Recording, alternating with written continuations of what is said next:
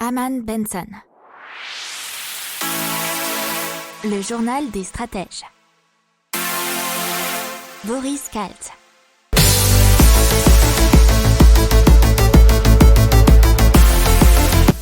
Bonjour à tous et bienvenue dans le journal des stratèges pour une revue de l'actualité éco-tech et impact du jour. Avec à la une aujourd'hui les décès qui ont été évités pendant le premier confinement à cause de la pollution de l'air. Dans l'économie, on va vous parler des dépenses structurelles de l'État qui ont encore augmenté en 2020 et ça inquiète la Cour des comptes. La production de prêts des banques qui a encore chuté.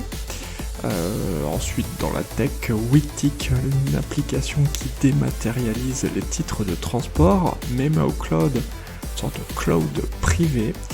Ensuite, dans l'impact, Nauden, qui produit de l'énergie à partir de résidus de bois.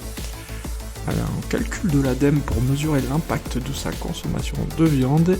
Et enfin, la Nouvelle-Zélande qui veut obliger le secteur financier à évaluer son impact sur le climat. Vous écoutez le journal des stratèges numéro 88 et ça commence tout de suite. Donc Santé publique France qui nous apprend que plusieurs milliers de décès liés à la pollution de l'air ont été évités grâce au premier confinement.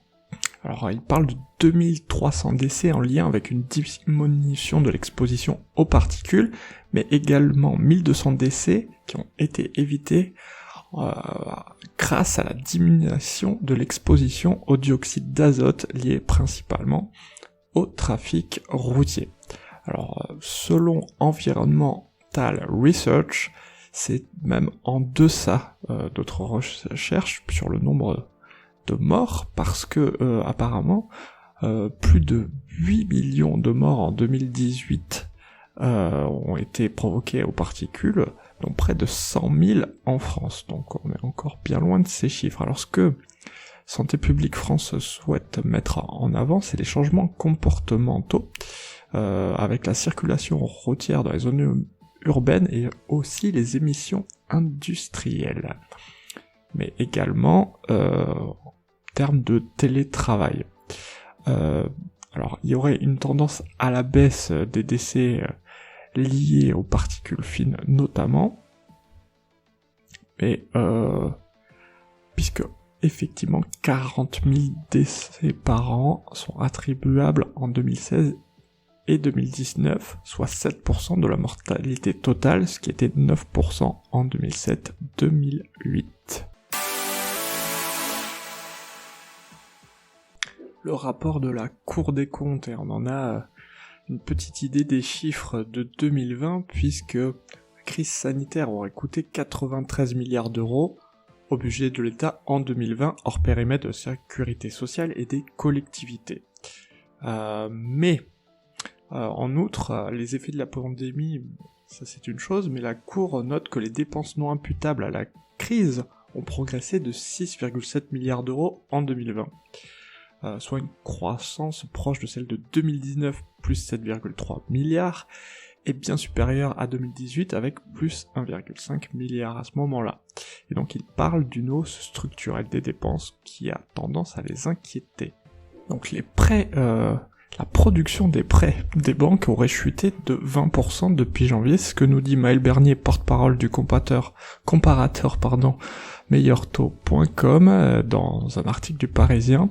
Et la production de prêts donc a chuté de 20% depuis janvier. Cela signifie que selon elle que les mesures de resserrement d'octroi de crédit prises en fin d'année par le Haut Conseil de stabilité financière commencent à faire effet. Alors les premiers touchés seront les investisseurs locatifs et les ménages modestes qui ont peu d'apport personnel, c'est-à-dire moins de 8 à 10% du montant de la transaction.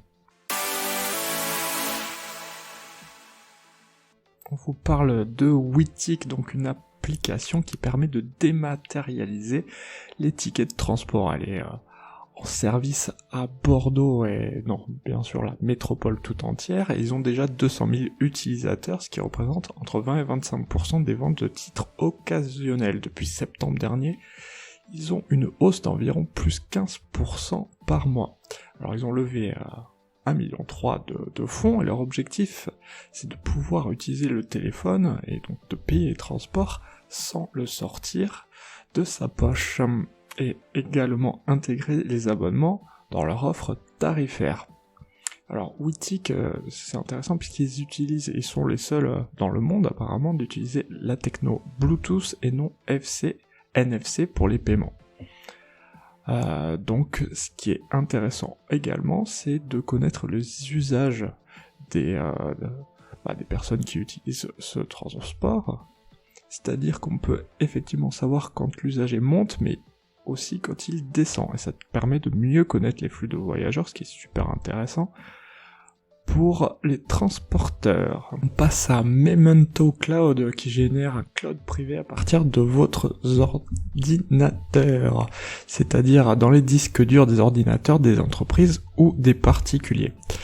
Ça consiste à replacer les données chez leurs propriétaires en utilisant des ressources qui ne sont pas exploitées, et ça donne un meilleur bilan financier et écologique de la sauvegarde. Ça permet aussi de réaliser des sauvegardes et de créer des copies sur plusieurs ordinateurs, ce qui en cas de panne ou de destruction permet de récupérer les copies à partir des données restantes. Ils ont même un tarif qui est apparemment inférieur à 10 € par mois sur un abonnement annuel, ce qui est vraiment au-dessous des clouds de façon générale. Un petit mot sur Naoden, qui a des installations qui produisent de l'électricité et de la chaleur à partir des déchets de bois, et notamment des microcentrales qui seront produites à 90% en Pays de la Loire et assemblées à Nantes, et c'est donc parfaitement de l'économie circulaire et locale. Leur première microcentrale va être opérationnelle d'ici fin 2021, et d'autres suivront. Alors ils sont aussi dans la production de gaz vert. Leur chiffre d'affaires a atteint 800 000 € en 2020, et ils ont déjà levé 3 millions d'euros. 3 millions d'euros, c'est effectivement aussi leur chiffre d'affaires qu'ils visent pour cette année. Allez, un mot sur le nouveau calcul de l'ADEME sur l'impact de la consommation de viande, puisqu'en effet, un Français végétarien, ça représente la cultivation de l'équivalent d'un quart de terrain de football, alors que consommateur de viande moyen, ça serait la moitié, et un bon gros consommateur, les 3/4. Alors, pourquoi il faut plus de place? Toujours pour cultiver la nourriture pour les bêtes, mais également effectivement pour les bêtes. Et vous en avez l'exemple en Amérique du Sud où les forêts sont détruites pour laisser place au soja et aux vaches. Et donc ça permet de mieux se rendre compte de l'impact de la consommation de viande. Un petit mot sur la Nouvelle-Zélande qui va obliger le secteur financier à évaluer son impact sur le climat. Donc l'idée c'est de contraindre les établissements financiers à évaluer l'impact de leurs activités sur le réchauffement de la planète.